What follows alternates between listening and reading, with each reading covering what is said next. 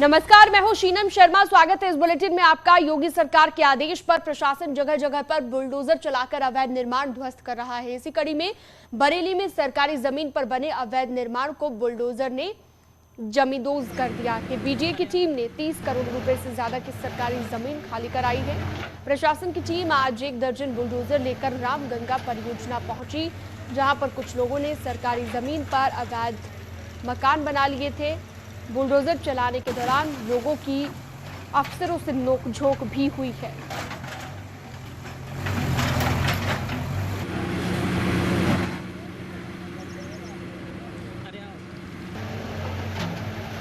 तोड़े गए अवैध निर्माण और इसे लेकर यहां पर विरोध भी देखने को मिला है।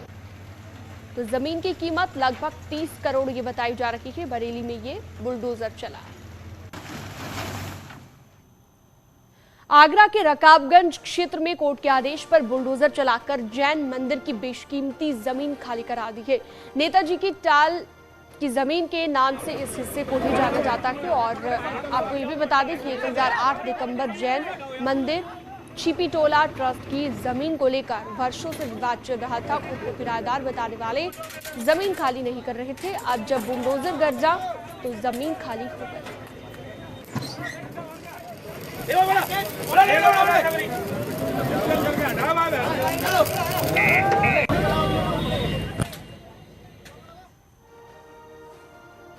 और चलिए बागपत की बात करते हैं। शराब माफिया राजीव चरण पर बड़ी कार्रवाई की गई है। करीबन 32 लाख रुपए की संपत्ति को कुर्क किया गया है। प्लॉट, मकान और जमीन कुर्क की गई है। गैंगस्टर समेत शराब तस्करी के 23 मुकदमे दर्ज किए गए हैं। अपराध से अर्जित धन से संपत्ति बनाने का आरोप इन पर लगा है, जिसके चलते ये जमीन कुर्क की गई।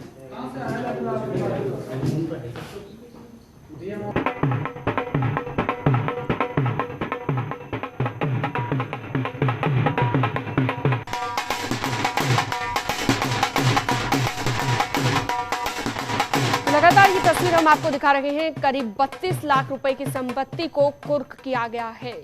प्लॉट, मकान, जमीन उसमें शामिल है।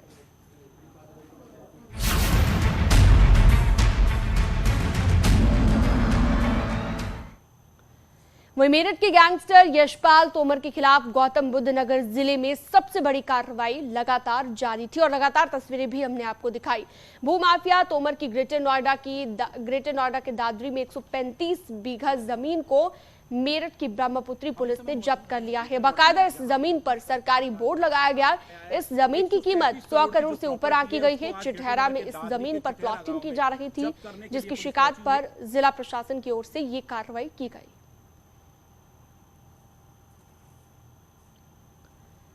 तो भूमाफिया यशपाल तोमर पर यह एक्शन लिया गया है। ये कार्रवाई लगातार जारी रही। दरअसल 100 करोड़ से ज्यादा की ये जमीन है, जिसे अब कुर्क किया गया है। मेरठ पुलिस कार्रवाई करने पहुंची। माइक म्यूट है। में मुख्य गैंग लीडर है। तो जब उसके अपराध से अर्जित संपत्तियों की जानकारी की गई तो उसमें संज्ञान में आया कि यहाँ पे जहाँ पे हम लोग खड़े हैं, यहाँ पे इसने अपने 3 नौकरों करमवीर, कृष्णपाल और बेलू के नाम से बहुत सारी संपत्ति अपराध से अर्जित करके उनके नाम करा रखी है। विभिन्न जगहों पे है। चिटहरा गांव के ही कुल मिला के इसका जो टोटल एरिया है वो करीब 135 बीघे के आसपास आपको आएगा। और जमीन की कीमत, अनुमानित कीमत कितनी आप लोगों ने आंकी है? देखिए, इसकी कीमत आप देख सकते हैं कि बिल्कुल हम लोग दादरी में हैं, तो 100 करोड़ से ऊपर इसकी आप अनुमानित कीमत लगा सकते हैं। मेरठ जोन के गैंगस्टर घोषित हो चुके यशपाल तोमर पर मेरठ पुलिस की बड़ी कार्रवाई की गई है। आज 3 जगह 135 बीघा जमीन को कुर्क किया गया और इस समय हम चिटहरा गांव में, दादरी के गांव में मौजूद हैं और आपको ये बोर्ड दिखाना चाहेंगे। ये बोर्ड लगाया गया है जिला मजिस्ट्रेट मेरठ की तरफ से। यहां पर पुलिस के आला अधिकारी मौजूद थे और जो बोर्ड में गौर करने वाली बात है, आपको ये पढ़वाना चाहेंगे। देखिए, बागपत के नौकर बेलू, यानी ये बागपत का रहने वाला था और इसके नौकर के नाम ये 19,000 वर्ग मीटर जमीन जो थी वो उसके नाम थी और इसकी कीमत 13 करोड़ रुपए आंकी गई थी। ऐसे ही कुल 3 जगह बोर्ड लगाए गए। 135 बीघा जमीन है जिसकी अनुमानित कीमत अरबों रुपए में आंकी गई है। और अब देखिए ये तस्वीरें जो आप देख रहे हैं, यहां से मेरठ की जो पुलिस थी, जो टुकड़ी आई थी, करीब 100 पुलिसकर्मी यहां आए थे, वो सभी पुलिसकर्मी अब मेरठ के लिए रवाना हो गए हैं। और बताया जा रहा है कि अभी जांच इसी तरीके से जारी रहेगी। आने वाले वक्त में मेरठ सहित गाजियाबाद और नोएडा में भी कई जमीनें हैं जो चिन्हित की गई हैं। ये क्विक रिस्पांस टीम है जो मेरठ से आई थी। यहां पर लॉ एंड ऑर्डर की कोई स्थिति ना बिगड़े, इसके पुख्ता इंतजाम किए गए थे। यहां पर गौतम बुद्ध नगर पुलिस कमिश्नरेट की तरफ से भी सहयोग किया गया। यहां के पुलिस अधिकारी मौजूद थे। और आपको बता दें कि ये 3 जगह कार्रवाई की गई है। गैंगस्टर यशपाल तोमर के खिलाफ कार्रवाई करते हुए उसकी कमर तोड़ने के लिए कार्रवाई की है।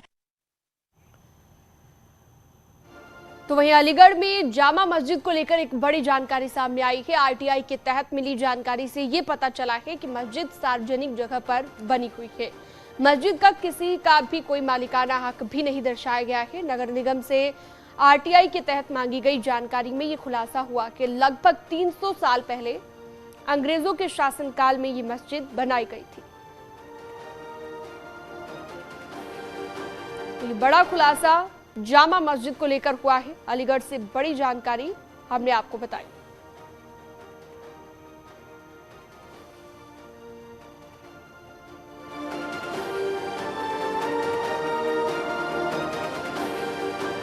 नगर निगम से की ओर से जो जानकारी मांगी गई थी, जो आरटीआई लगाई गई थी, उसी में ये बड़ा खुलासा हुआ है कि जामा मस्जिद सार्वजनिक जगह पर है।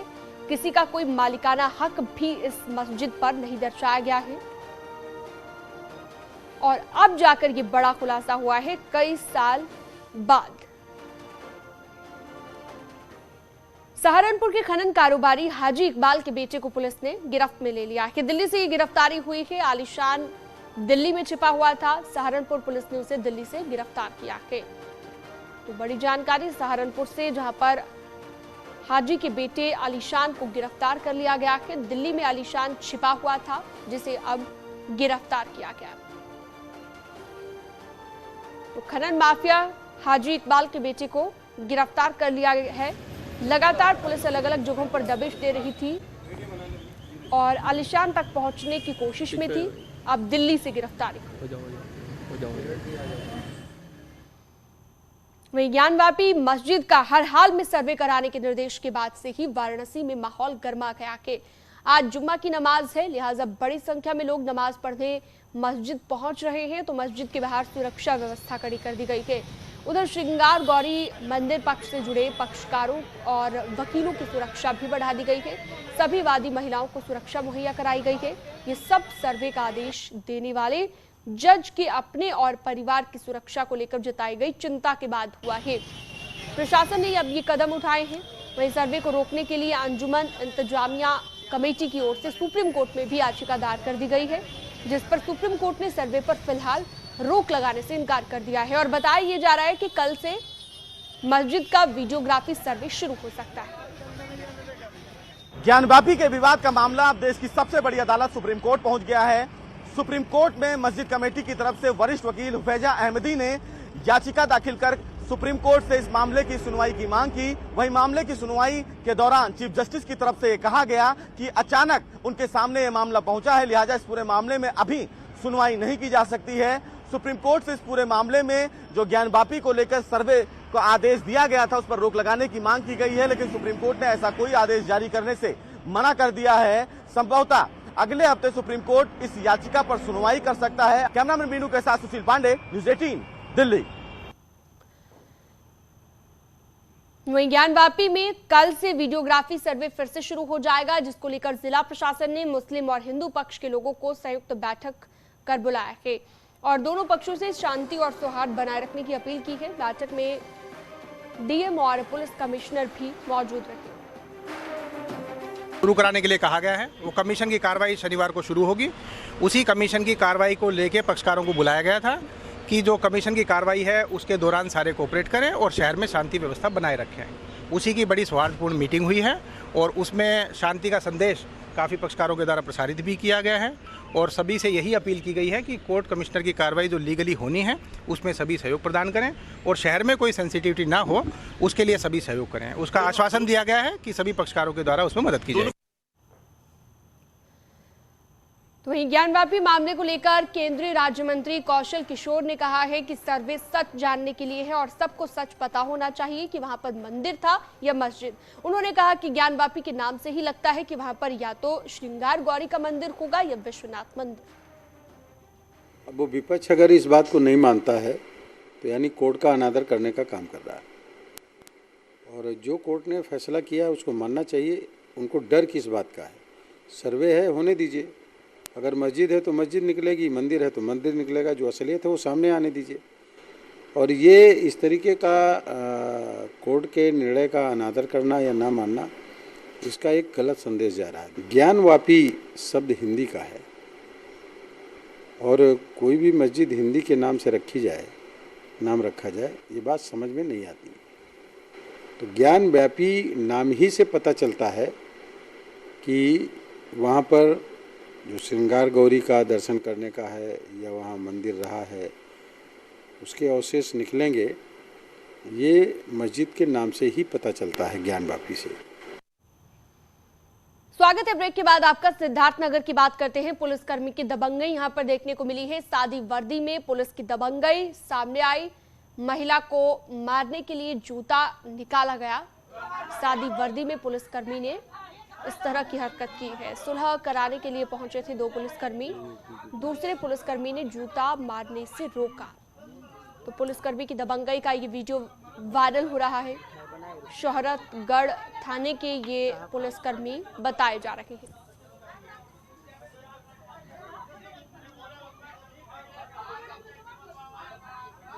यूपी की पुलिस है। तो सादी वर्दी में पुलिसकर्मी की ये दबंगई देखने को मिली है और ये वायरल वीडियो लगातार हम आपको बता रहे हैं। महिला को मारने के लिए जूता निकाला और किस तरह से ये दबंगई दिखाई गई। हालांकि जो दूसरा पुलिसकर्मी साथ में होता है वो उसे रोकता है।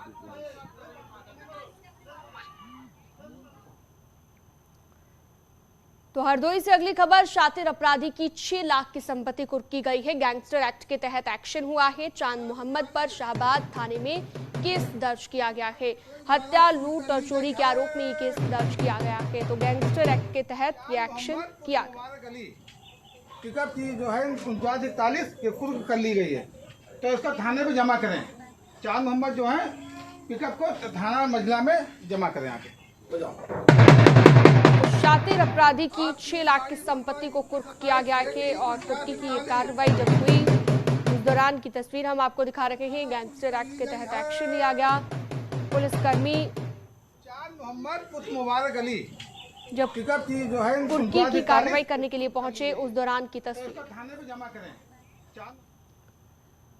कानपुर में एक बहू की बेरहमी का वीडियो सोशल मीडिया पर वायरल हो रहा है। वायरल वीडियो में बहू खटिया पर बैठी हुई बुजुर्ग सास की पिटाई करती नजर आ रही है। चकेरी थाना क्षेत्र का ये वीडियो बताया जा रहा है।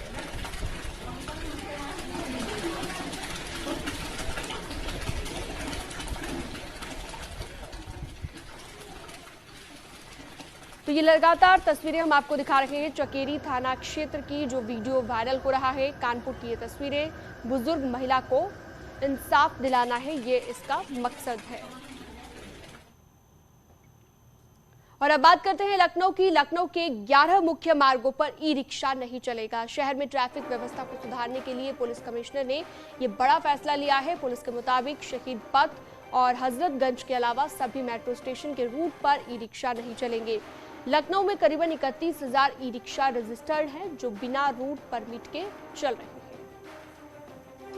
पुलिस कमिश्नरेट लखनऊ में यातायात व्यवस्था को सुधारने के उद्देश्य से और यातायात व्यवस्था को और सुगम बनाने के लिए पुलिस आयुक्त महोदय के निर्देशन में एक ई रिक्शा को प्रतिबंधित करने की योजना बनाई है। आप जान रहे हैं कि इस शहर में लगभग 31,000 ई रिक्शा रजिस्टर्ड हैं जिनका रूट परमिट भी नहीं है और रूट निर्धारित भी नहीं है। सुगम यातायात को दृष्टिगत रखते हुए लखनऊ में 11 मार्गों पर ई रिक्शा को प्रतिबंधित किया गया है। राजधानी लखनऊ की ट्रैफिक व्यवस्था को दुरुस्त करने के लिए पुलिस कमिश्नर ने 11 मार्गों पर ई रिक्शा के संचालन पर रोक लगा दी है, लेकिन हजरतगंज चौराहे के आसपास इस प्रतिबंध का कुछ खास असर नहीं दिखा। न्यूज़ 18 के कैमरे को देखकर ट्रैफिक पुलिसकर्मी सक्रिय हुए। ई रिक्शा चालकों पर कार्रवाई शुरू की गई। ई रिक्शा के संचालन पर रोक। राजधानी लखनऊ की ट्रैफिक व्यवस्था को दुरुस्त करने के लिए पुलिस कमिश्नरेट ने एक बड़ा फैसला लिया है। लखनऊ के 11 रूट्स पर ई रिक्शा को प्रतिबंधित कर दिया गया है। हम इस वक्त हजरतगंज चौराहे पर हैं। हजरतगंज की जो मुख्य सड़क है वहां पर प्रतिबंध है। हजरतगंज से बंदरियाबाग की ओर जाने वाली सड़क पर ई रिक्शा पर प्रतिबंध है, वो देखिए। लेकिन ई रिक्शा बेरोक टोक जाते हुए दिखाई दे रहे हैं। यहाँ से सिकंदरबाग की तरफ जाने वाली सड़क पर भी ई रिक्शा के संचालन पर रोक है। बावजूद उसके ई रिक्शा अभी भी चलते हुए देखे जा सकते हैं। जितने भी मेट्रो स्टेशंस हैं उन मेट्रो स्टेशंस पर ई रिक्शा के संचालन पर रोक लगा दी गई है। एक बड़ा फैसला जरूर लिया गया है कमिश्नरेट पुलिस की ओर से। पुलिस कमिश्नर की ओर से बयान जारी किया गया है, डीसीपी ट्रैफिक की ओर से बयान जारी किया गया है। लेकिन हम देख सकते हैं ये हजरतगंज चौराहा राजधानी लखनऊ का दिल और इसके आसपास की तमाम सड़कों पर ई रिक्शा पर प्रतिबंध लगाया गया है। बावजूद इसके यहाँ पर बेरोक टोक ई रिक्शा चलते हुए देखे जा सकते हैं। और अब बात हरदोई की, जहां पर चोरों के हौसले बुलंद हैं। शहर के बीचों बीच पुलिस पिकेट से महज 100 मीटर की दूरी पर चोर ने एक घर के बाहर खड़ी बाइक चुरा ली और चोरी की पूरी घटना सीसीटीवी में कैद हो गई। पुलिस सीसीटीवी के आधार पर चोर की तलाश में जुटी हुई है।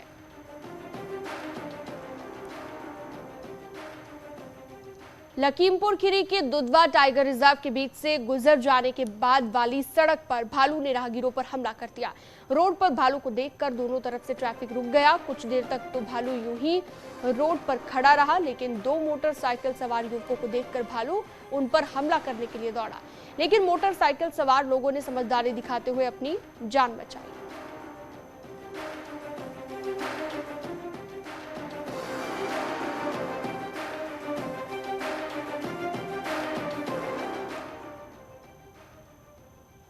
आंध्र प्रदेश से एक हैरान कर देने वाला वीडियो सामने आया है। यहां पर समुद्र की लहरों के बीच अचानक एक रहस्यमयी रथ नजर आया जो कि सोने की तरह दिख रहा है। मामला श्रीकाकुलम के सुन्नापल्ली सी हार्बर का है। इस रथ को देखकर स्थानीय लोग हैरान रह गए और फौरन ही इसकी जानकारी पुलिस को दी गई, जिसके बाद पुलिस ने रथ को अपने कब्जे में ले लिया। माना यह जा रहा है कि रथ म्यांमार से बहकर आंध्र प्रदेश पहुंचा है।